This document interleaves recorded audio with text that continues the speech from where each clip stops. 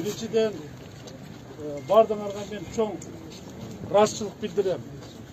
Мындай чекеде карап турбай, өзүбүздүн патриоттук сезим менен, батылдык сезим менен, жигитчилик сезим менен топтолуп, чекеде карап турбай, үйдө отура албай, мынтип орозонун күнү болбосо дагы келип, ушул жерге топтолуп, ушу баткендик туугандарга эмне жардам кылсак экен деп, мына бизге дагы кат менен кайрылышыптыр балдар. Мен өзüm Бишкекте элем, кеч учуп келдим. Келип эле биз дагы мен өзүм дагы тапшырма бердик. Мына азыр чогулушту өткөзүп, шаардык мэрия бир күндүк зарплата резерв фондунан бир 400-500 миң сом акча карап башталышы бул эми. Анан эл дагы мына азыр бардык ишкерлерге кайрылып атабыз.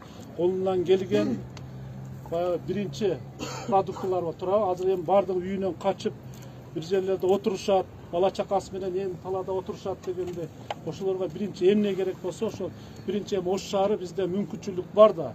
Чем район айылдарга караганда мүмкүнчүлүк бизде бар шаарда. Кудайга шүкүр ишкерлерибиз бар. Шаардык мэрияда кичине болсо да бюджетибиз бар дегенде, ошол биринчи очередь эртең түшкө чейин Кудай буйруса, мына бүгүн түнү менен эме кылып, даярдап эртең биринчи жардамдарыбызды жөнөтөйлү. Анан ал жакта ситуация боюнча мен азыр эми укук коргоо органдары менен сүйлөштүм. Силерге маалымат катары. Кудай сактасын деп турайлы, Кудайдан тилеп жакшылык дейм. Эч качан ушу мындай нерселер талаш тартыш, ушу сүйлөшүү жолу менен бүткөн жакшы болот да.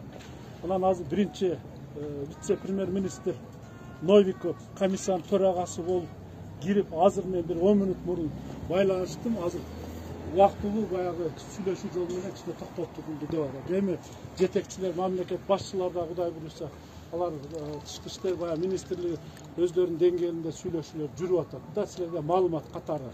Ошон үчүн эми мен силерден суранам, шаардыктар бир тартипти эме кылып, ар жерде алдында уюштуруп атыптыр. Рахмат. Эч бирибизден кызганбаш керек. Ана мындай кылып атат, ана бардыгыбыздын оюбуз бир, баткендик туугандарга жардам деген гана максат. Туурабы? Ошон үчүн